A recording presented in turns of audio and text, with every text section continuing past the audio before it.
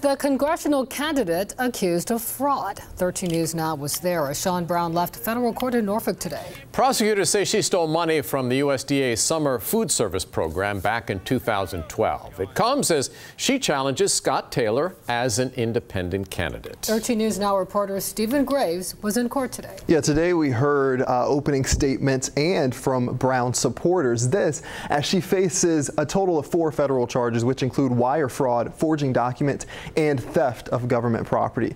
But she's told us before she didn't do it. Outside today, Brown simply told us that she looks forward to her day in court.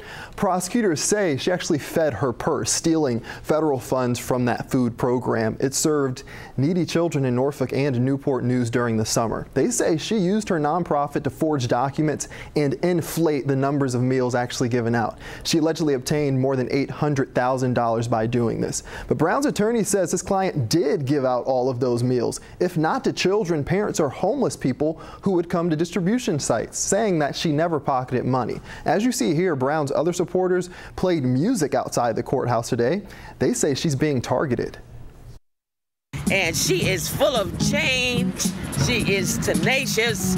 She is bold and standing for what is right. And they want to silence her. And so therefore, that is only part of what I believe, as she is being persecuted politically.